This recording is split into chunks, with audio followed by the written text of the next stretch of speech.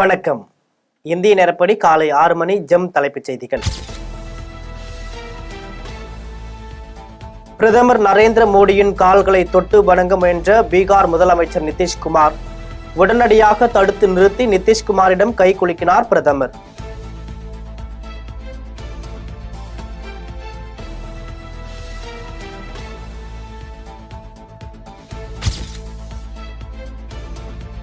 தஞ்சை பெரிய கோவிலில் ஆளுநர் RN ரவி மகனுடன் சுவாமி தரிசனம்.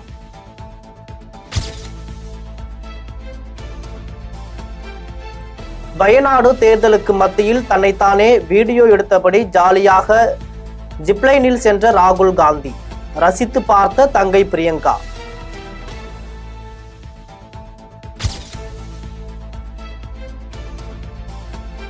சென்னை கிண்டி அரசு மருத்துவமனை மருத்துவர் பாலாஜியை கத்தியால் குத்திய விக்னேஷை சிறையில் அடைக்க உத்தரவு. 15 நாள் நீதிமன்ற காவலில் சிறையில் அடைக்க உத்தரவிட்டார் சைதாப்பேட்டை நீதிமன்ற நீதிபதி சுப்பிரமணியன்.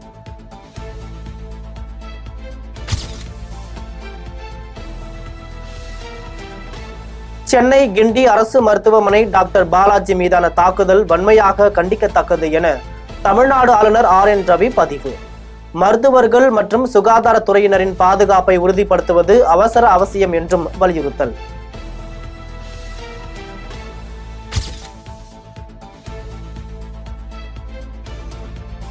சென்னை கிண்டி அரசு மருத்துவமனையின் புற்றுநோய் மருத்துவர் பாலாஜி கத்தியால் குத்தப்பட்டு படுகாயமடைந்தார். மருத்துவர் பாலாஜியை செல்போனில் தொடர்பு கொண்டு முதல்வர் நலம் விசாரித்ததாக அமைச்சர் மா சுப்பிரமணியன் தகவல்.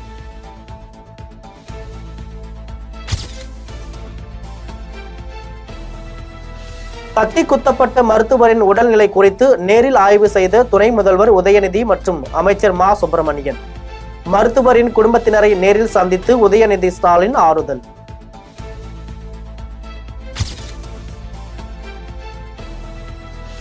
மருத்துவத்தில் குறைபாடு என்ற போலியான காரணத்தை சொல்லி மருத்துவரை தாக்குவது கண்டிக்கத்தக்கது.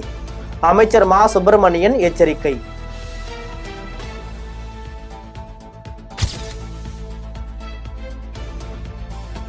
புற்றுநோய் மருத்துவர் பாலாஜியை மர்ம நபர்கள் பட்டப்பகலில் கத்தியால் குத்தியுள்ள சம்பவம் அதிர்ச்சி அளிப்பதாக எடப்பாடி பழனிசாமி கருத்து.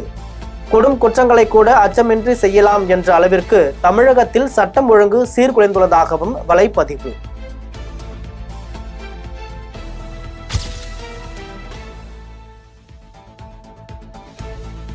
சென்னை கிண்டி அரசு மருத்துவமனையில் அரசு மருத்துவர் கத்தியால் குத்தப்பட்ட சம்பவம் அதிர்ச்சி அளிக்கிறது. மருத்துவமனையில் சிகிச்சை பெற்று வரும் மருத்துவர் பாலாஜி விரைந்து நலம் பெற இறைவனை வேண்டிக் கொள்கிறேன் என அண்ணாமலை வலைப்பதிவு.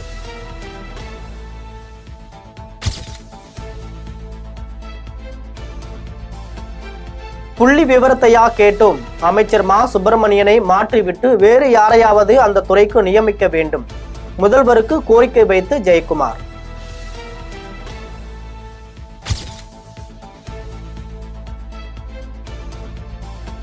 அதிமுக ஆட்சி காலத்தில் கொண்டுவரப்பட்ட திட்டங்களுக்கு ஸ்டிக்கர் ஒட்டி திமுக ஆட்சியில் திறக்கப்படுவதாக EPS விமர்சனம். அதிமுக ஆட்சி காலத்தில் எந்த திட்டமும் கொண்டுவரப்படவில்லை என MK ஸ்டாலின் சொல்வதில் எந்த உண்மையும் இல்லை என பட்டியலிட்டு விளக்கம்.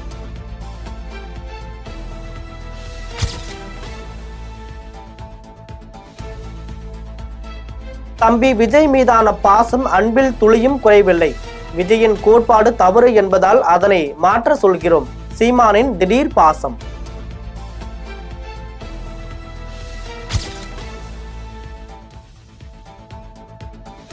பாஜகவுடன் கூட்டணி இல்லை என ஏற்கனவே தெளிவுபடுத்தியுள்ளதாகவும் அந்த நிலைப்பாட்டில் எந்த மாற்றமும் இல்லை எனவும் EPS விளக்கம்.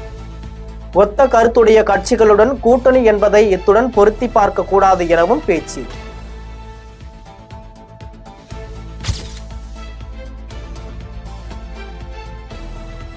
அப்பாவி மருத்துவர்கள் மீது தாக்குதல் நடத்தப்படுவதை அரசு காவல்துறையும் வேடிக்கை பார்த்து கொண்டிருக்க கூடாது. மருத்துவர்களுக்கு உரிய பாதுகாப்பு வழங்கப்படுவதை உறுதி செய்ய வேண்டும் என அன்புமணி ராமதாஸ் தமிழிசை சவுந்தரராஜன் வலியுறுத்தல்.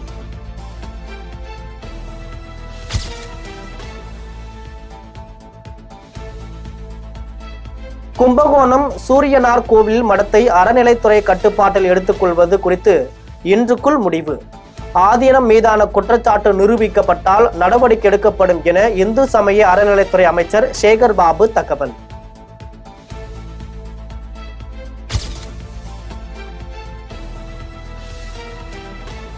வரும் ஜனவரி மாதம் முதல் ரேஷன் கார்டு வைத்துள்ள அனைவருக்கும் ரூபாய் 1000 மகளிர் உரிமை தொகை வழங்கப்படும். அருப்புக்கோட்டை கஞ்சநாயக்கன்பட்டியில் ஊரக வளர்ச்சி பணிகளை துவக்கி வைத்து அமைச்சர் ஆர் ராமச்சந்திரன் பேச்சு.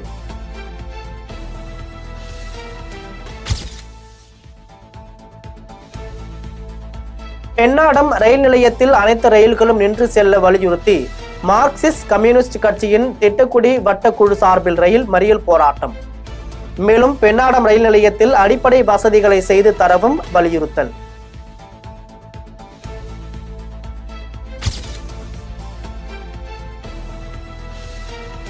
கொடைக்கானலுக்கு வரும் வாகனங்கள் இ-பாஸ் பெறுவதற்கான இணையதள முகவரி மற்றும் QR கோட்டினை வெளியிட்டது மாவட்ட நிர்வாகம்.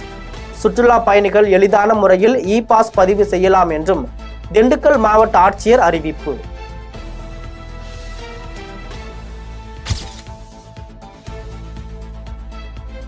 பாம்பன் கடலில் புதிதாக கட்டப்பட்ட ரயில் பாலம். தூக்கு பாலத்தை குழுவுடன் நேரில் ஆய்வு செய்த ரயில்வே முதன்மை பாதுகாப்பு ஆணையர் சௌத்ரி.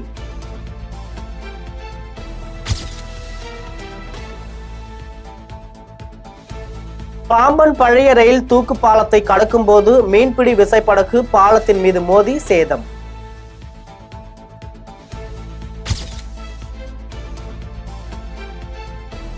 ஜார்க்கண்ட் சட்டமன்ற தேர்தலில் வாக்களித்த முன்னாள் இந்திய கிரிக்கெட் வீரர் MS தோனி தல ஃபார் ஏ ரீசன் என்று எக்ஸ் தளத்தில் பதிவிட்ட இந்திய தேர்தல் ஆணையம்.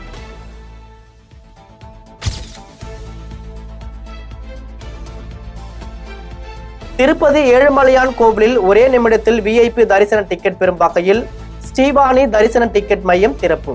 ரூபாய் 10,000 நன்கொடை வழங்கினால் ஒரு பக்தருக்கு VIP டிக்கெட் வழங்கப்படுகிறது.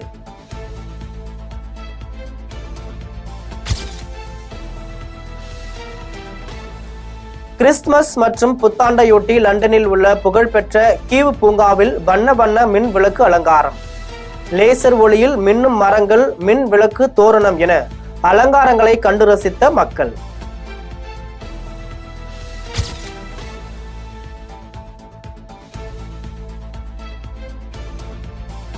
ஆயிரம் கிலோமீட்டர் தொலைவில் நிலத்தில் உள்ள இலக்கை தாக்கி அடிக்கும் ஏவுகணை சோதனை ஒடிஷா மாநிலம் சந்திப்பூரில் வெற்றிகரமாக நடத்தப்பட்டது.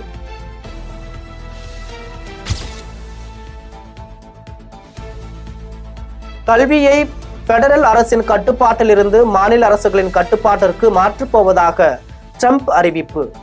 அமெரிக்க அரசின் நிதி சுமை குறைவதுடன் கல்வியின் தரம் மேம்படும் எனவும் நம்பிக்கை.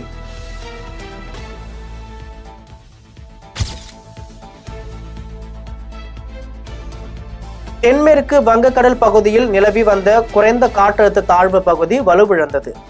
வட தமிழ்நாடு, தெற்கு ஆந்திர கடலோர பகுதிகளுக்கு அருகே வளிமண்டல சுழற்சியாக நிலை கொண்டுள்ளது. இந்திய வானிலை மையம் தகவல்.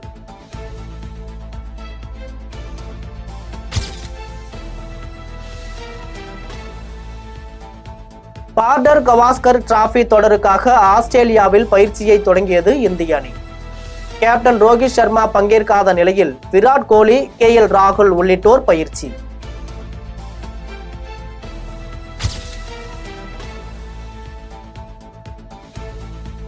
இந்திய தென்னாப்பிரிக்கா இடையேயான 3வது T20 போட்டி.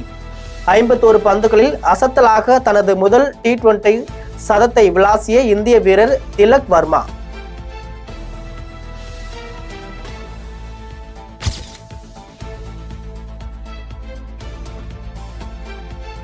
சர்வதேச T20 போட்டியில் இந்திய அணிக்காக முதல் முறையாக களமிறங்கிய ரமன்தீப் சிங் இந்திய அணியின் தொப்பியை ஹர்திக் பாண்டியாவிடமிருந்து பெற்றுக் கொண்டார்.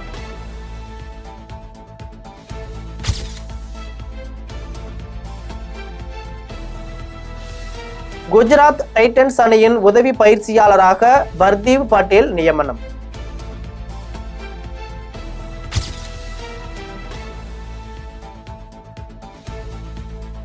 இன்று வெளியாகிறது நடிகர் சூர்யா நடித்த கங்குவா திரைப்படம். கங்குவா திரைப்படத்திற்கு வாழ்த்து தெரிவித்த இயக்குனர் லோகேஷ் கனகராஜ்.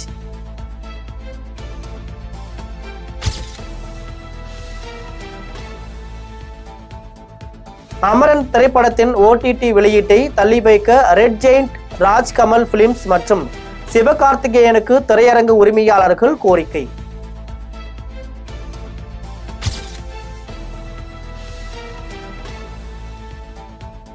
கார்த்தி நடிப்பில் உருவாக்கியுள்ள வா வாத்தியார் திரைப்படத்தின் டீசர் வெளியானது.